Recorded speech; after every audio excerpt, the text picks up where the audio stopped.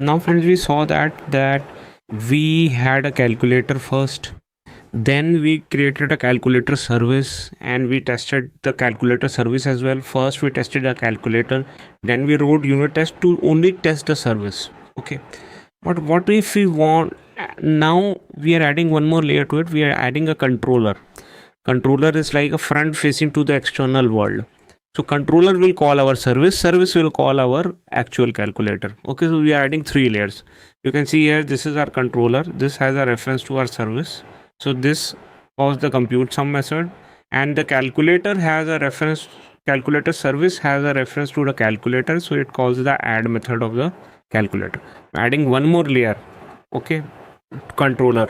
So if you want to test this controller and you want to test the complete integration flow from starting to end, so controller should also be called, and then service should also be called, and then actual calculator should also be called.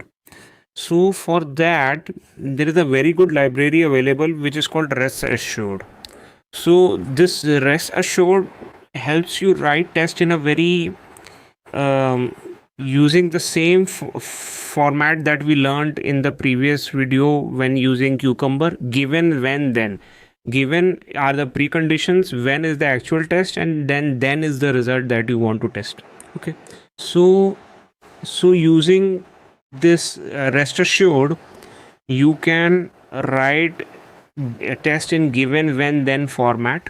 What we are, for example, we are adding a test, added two tests for addition and subtraction API, because we have add and subtract API externally. So this add URL that is here, it should match with this add URL here.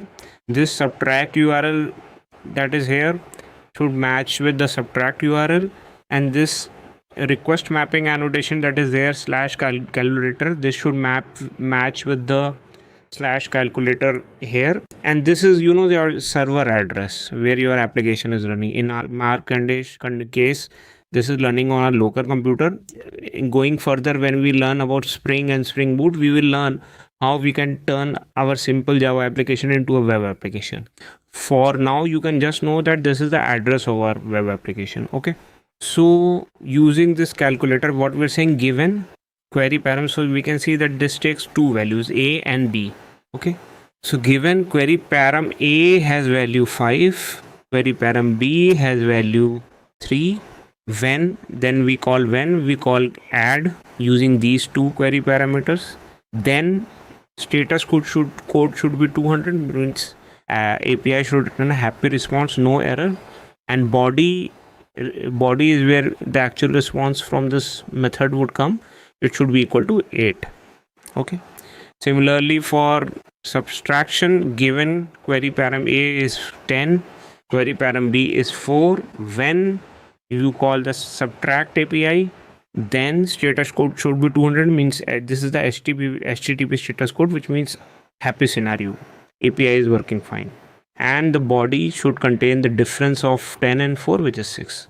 So using this is how, using a rest assured, you can write integration test for testing your web APIs. We'll understand how we convert all these annotations, request controller, request mapping, all these things, request params. We'll understand when we learn about Spring and Spring Boot, that how do we convert this application, simple Java application, to a web application. Okay, but for now you need to understand that using rest assured, you can use this wonderful template to write your JUnit test cases. The simple test cases we already wrote. This is, you know, very elementary style of writing test cases. This is also good, this is also very good, but you know, this is like a more advanced way of writing test cases.